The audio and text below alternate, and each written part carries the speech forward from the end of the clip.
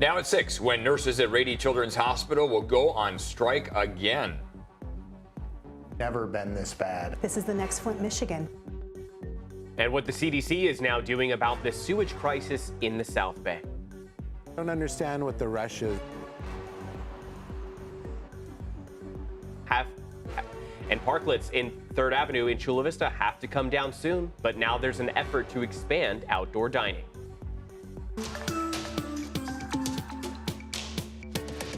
You're watching CBS 8 Mornings at 6. Hello, everybody. Welcome to your Friday. Glad you're with us here. 6 a.m. now. I'm Eric Connard. And I'm Chris Groh. Let's get a quick check here of your forecast. Evan, we've been talking about how nice it's been, but it's going to heat up just a little bit. A little bit into tomorrow, also a rise in humidity. So we'll probably all feel that a bit more muggy for Saturday afternoon. In the meantime, today we stay dry. We expect temperatures to be right around seasonal averages. That means that it's still going to be warm, especially as you look inland and across the mountains. But the coastline is mild, 76 degrees along the coast. Marine layer has rebuilt itself, so we're seeing those clouds stretch on shore, and then they'll pull back by mid-morning. 88 on average across your inland valleys, 95 for the mountains, and 109 for the deserts. Coming up, we'll talk about those warmer temperatures for tomorrow and what we see beyond. Back to you. All right, thank you, Evan. Well, this morning, we are learning that nurses at Rady Children's Hospital will go on strike again. This after they voted down the hospital's latest offer. CBS 8's Regina Yarita live outside the hospital now with details on when this strike could potentially start here, Regina. Yeah, good morning, guys. Well, we know that the union actually put out a 10-day notice before the strike is supposed to happen, but I can tell you that they have been negotiating with the hospital for several months now. Their contract expired in June, and their first strike was back in July. Now, Rady Children's Hospital has actually put out a statement to ensure that it is not going to affect the care of the patients. Excuse me. Rady Children's is reinitiating its strike contingency plan to ensure the hospital can continue to be the pediatric safety net for the community's children and families. But executives with Rady Children's Hospital are disappointed that for the 3rd time, nurses have voted against a tentative deal. They felt the most recent potential agreement was the best path forward for nurses and the hospital. Once members of the union voted against the hospital's latest offer, nurses wanted to swiftly get back to the table to try to secure a fair contract. But the union says the hospital yet again refused to offer them the wages being asked and have now forced them back out to the picket line. So 1,600 nurses at Rady Children's Hospital have rejected the latest contract offer from the medical facility. Nurses had announced a couple days ago that they had noticed some improvements, but they also quickly noticed that the hospital was attempting to reallocate money from some members to others, which of course is something they will not accept. So again, back out here, that strike is supposed to happen on Monday, August 19th, and this is going to be a 5-day strike. I'll send things back to you guys. All right, Regina, thanks for the latest there. Today, Sharp healthcare workers from across the state are set to protest at Sharp's headquarters here in San Diego. The union says they are protesting working conditions and unfair pay. The march is set to begin at 9 a.m. at the corporate office on Spectrum Center, and they expect surrounding streets like Techway and Kearney Villa Road to be shut down. And this morning, the CDC now says it will investigate potential health risks from the sewage crisis in the South Bay. The CDC plans to work with public health officials and recommend ways to reduce, stop, and prevent exposure. Every year, billions of gallons of toxic sewage flows from Mexico. Health inequity that exists. Our patients we're by the border. We're an underserved community, easily ignored, and that's been going on way too long. So we need the health department, the California Department of Public Health, and the CDC to be the voice of our community, of our patients. That's one of the doctors there in Imperial Beach that has been working with those patients firsthand. County Board of Supervisor Chairwoman Nora Vargas sent a letter to the International Boundary and Water Commission. She's urging them to fix the Hollister Street pump station, which has made contamination even worse. And this morning, Governor Gavin Newsom is warning cities they could lose out on state funding if they don't clean up homeless encampments. This is a sincerely held belief that we need local government to step up. This is a crisis. Act like it. Newsom said his administration will start redirecting money in January. This comes after he signed an executive order directing cities to remove encampments and provide people experiencing homelessness with support services. In a matter of weeks, outdoor dining along 3rd Avenue in Chula Vista, it will be going away. Temporary permits issued during the pandemic will expire. But as CBS 8's Richard Allen found out, now city leaders are looking to expand al fresco dining to all of Chula Vista. Well, that's right. For the time being, the clock is ticking for popular outdoor dining parklets like this one here in Chula Vista, which all have to come down by September 4th. But they could return in a new form sometime down the road. I feel like it brings the community together. Mitchell Hires is a vocal fan of outdoor dining along Chula Vista's busy 3rd Avenue. Me personally, I love it. And he seems to have plenty of company. But when they come outside, they're sitting at the tables, they get to people watch, they get to see all the activities and everything going on. For the moment, though, the opportunity to dine al fresco in Chula Vista will be going away. Always intended to be a temporary initiative during the pandemic, the city is now requiring all outdoor parklets, like this one at Vogue Tavern on 3rd Avenue, to come down early next month.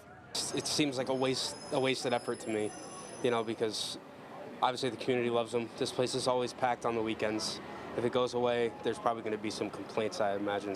We believe that outdoor dining is a huge benefit to the city of Chula Vista. Mayor John McCann is now working to expand the concept, leading a special subcommittee to develop a citywide plan for outdoor dining to benefit both businesses and customers. To be able to get their input on how we can craft something that would be positive for them, be able to help the local community, but also making sure that they're following city guidelines. I don't understand what the rush is. Gonzalo Quintero is head of the Downtown Chula Vista Association and co-owner of Vogue Tavern. Why are we in a rush to take down these parklets when we have an opportunity to keep them up while we're developing this policy? He's launched a petition to keep these patios in place. These have become de facto public spaces. Pointing out they provide more accessibility to all community members, including those with disabilities or other special needs. But he also appreciates the city's move to create a permanent outdoor policy. As long as that policy is fair for everyone and that we're allowed to work hand in hand in developing that policy. And Chula Vista City Council will discuss whether to give the green light to this new subcommittee at its meeting next Tuesday.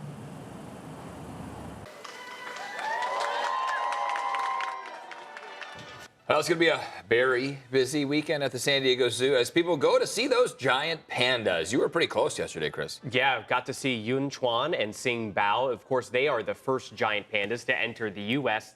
in 21 years. The last time the zoo hosted pandas was back in 2019. There was, of course, a lot of excitement at yesterday's debut, even from the media members. It was really pandemonium. I got to just go down that place first, very first person, and I'm just so happy to be here. It's the best day of my life. Oh, isn't that what that's all about right there? Well, there are 3 ways to see them. You have timed reservations, a standby line, and a paid 60-minute early morning walking tour. Keep in mind, there will be increased traffic around the zoo for a while. You are encouraged to take public transportation. You know, I wonder for humans what the translation of bamboo is, because they just chomp on that bamboo. They will just sit there and eat that all day. It's almost like a can of Pringles when you open, you just can't stop eating those, you know? Oh, okay, so what you're saying. And it like also chips. almost just feels like they just kind of gnaw. Like that's like me around chips and guac. Yeah. I'll just sit there. There was one point where Chris was out there yesterday, Yeah. and we thought that she was getting up to, show herself off to the public. She needed fresh bamboo. She needed some new bamboo. Some fresh bamboo. She said, you people. Yeah. I'm not interested in that. Get rid of this chewed up stuff. Yeah, exactly. I want this fresh bushel over here. Sunflower seeds, too. I thought, wow, she's coming to greet everyone to see her. No. No, she had her eye She on said, some fresh I'm just going to grab this stuff. and head back to my seat, okay? We are watching for another warm day out there. Today, temperatures are right around seasonal averages, so that keeps us in the 70s along the coast, 80s and 90s as you make your way east, and then 109 on average across our local deserts. As we look into the weekend, Saturday is going to be a warmer standout breakout day, likely the hottest of the next 7. And then we'll get a little bit of a cool down beyond that. So I want to point out where we are right now. Walking out the door in San Diego, you're at 70 degrees, but the desert Southwest has quite a range of temperatures. 53 up in San Francisco and Monterey, 58 in San Luis Obispo. So you'll notice that San Diego right now is the hottest spot along the California coast. Make your way off to Palm Springs, 89 right now, matching Phoenix, Arizona at 89. Vegas is at 86, so plenty of other spots across the desert Southwest are much warmer than we are. 6 to 10 day temperature outlook doesn't point toward any changes. It actually instead points to warmer than normal temperatures. So possibility of another heat wave on the way. We've had heat wave after heat wave after heat wave. There have been many heat advisories, excessive heat warnings in effect for San Diego County in the last 2 months. We're going to watch for the possibility of them coming back, but for this weekend, the warm up that we see for tomorrow especially does not warrant any heat-related alerts. So in the 5-day forecast, we've got that warmth that comes in for tomorrow, cool down just by a degree or 2 going into Sunday and the beginning of next week under sunshine across the inland valleys, but some of those marine layer clouds could move into our valley floors and then pull back each mid-morning. Let's check in on drive times outside, see how you are as far as that morning commute goes. I want to take you to 2 spots where we do still see some congestion. In fact, what I should say is 2 crashes that have popped up, but actually doesn't seem like there's a ton of congestion associated with them. For example, on the 5, there's a lane blocked with a crash on the 5 southbound. This is at the 75, that's the Coronado Bridge. Not causing any major backups on the Coronado Bridge quite yet. Taking you just a little bit farther east, number 3 lane blocked on the 805 northbound. This is right after the 15. That actually on the 805 northbound is starting to cause some congestion. You can see that orange starting to pop up just beyond it. And that's where we're going to be watching for some backups. CHP on scene at both. We'll keep you up to date once we see these cleared out. Let's check in on border wait times. San Ysidro Port of Entry going to take you about 45 minutes to get across. Pretty quick today. Otay Mesa Port of Entry running you about 40 minutes in total. Back to you. All right, thank you, Evan. Well, still ahead, another arrest in a terror plot targeting Taylor Swift concerts. What her fans did instead when shows were canceled. Plus, a common problem that many people don't know they have, how a 1-hour-long operation can be life-changing. And later on, for the final code word for you to win Padres tickets.